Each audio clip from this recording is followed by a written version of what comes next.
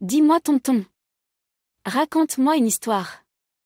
Ma fillotte, aujourd'hui après avoir vu un premier texte de La Guérinière, je te propose une petite biographie.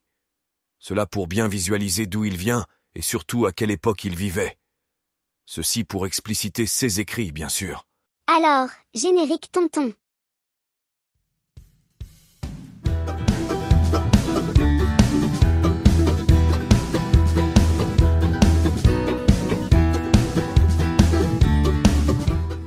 Il est souvent considéré comme le plus grand écuyer français de tous les temps.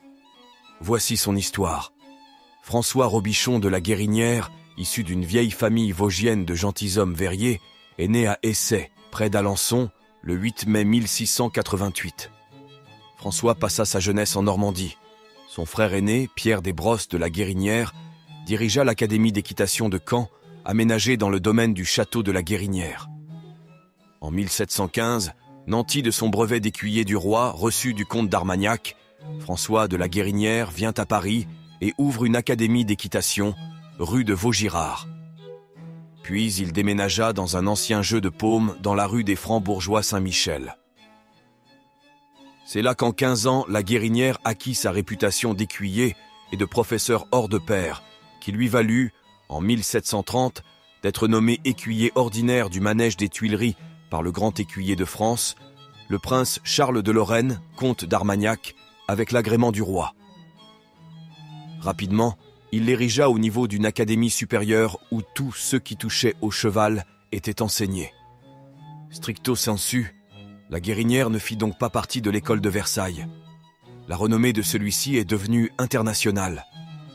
Les élèves arrivaient de toute l'Europe, et l'on sait que son école de cavalerie, publiée en 1731, et recueil des grands principes qui constituèrent l'école française, est toujours considérée comme la Bible équestre par les cavaliers de l'Europe centrale.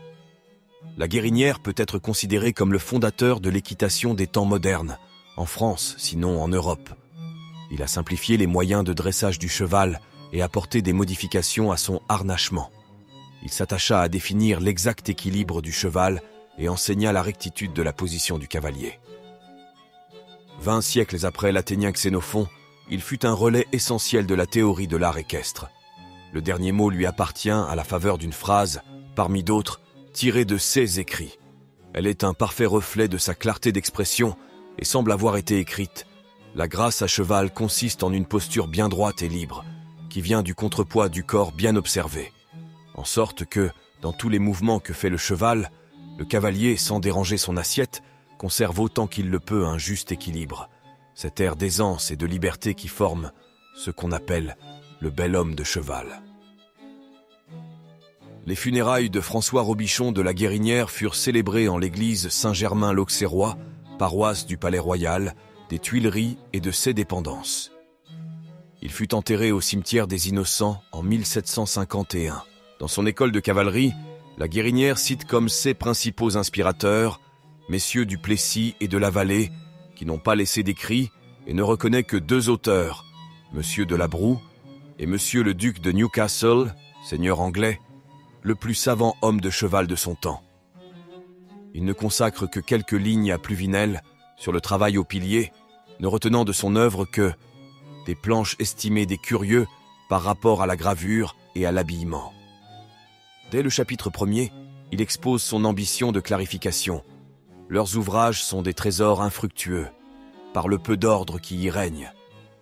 Cette Bible équestre, pour reprendre le terme consacré, lui permet non seulement de codifier et de clarifier les principes de ses prédécesseurs, mais surtout de poser les bases d'une nouvelle école plus simple, plus naturelle et plus adaptée à l'usage habituel du cheval. Il est le premier à exposer que tous les chevaux ne sont pas capables du même travail, et que les exigences doivent être adaptées aux capacités du cheval.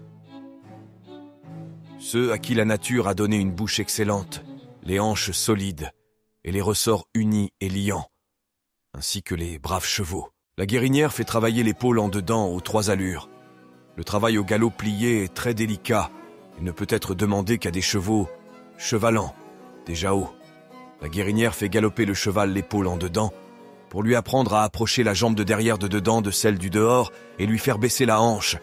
Et, lorsqu'il a été assoupli et rompu dans cette posture, Il lui est aisé de galoper ensuite les hanches unies et sur la ligne des épaules, en sorte que le derrière chasse le devant, ce qui est le vrai et beau galop.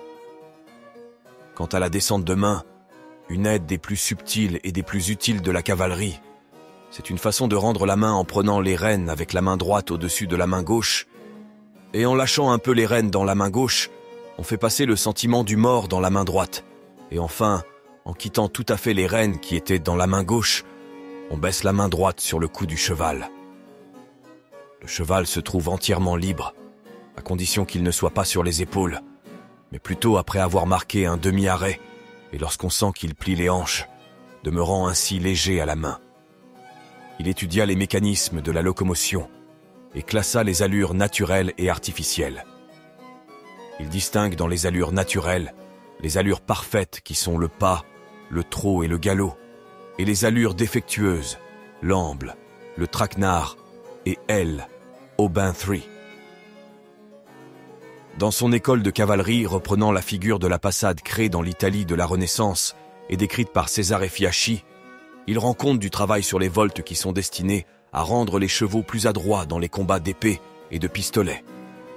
Il s'agit soit de gagner la croupe de son ennemi, soit de se laisser gagner la sienne, en faisant toujours tête à son adversaire. Les voltes deviennent ensuite un exercice du manège académique.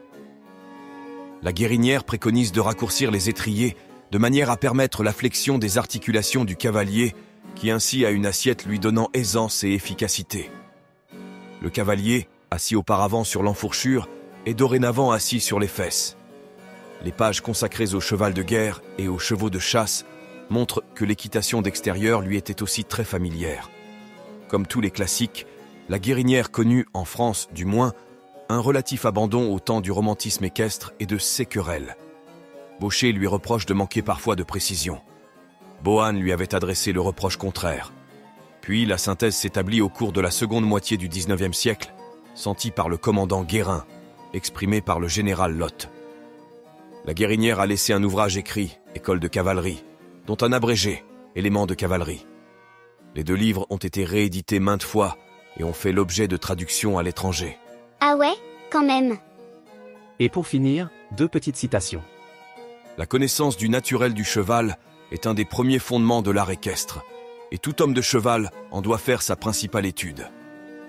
La main bonne renferme 3 qualités qui sont d'être légère, douce et ferme. Hop hop hop fillotte. Retour à la maison. Et à la prochaine fois.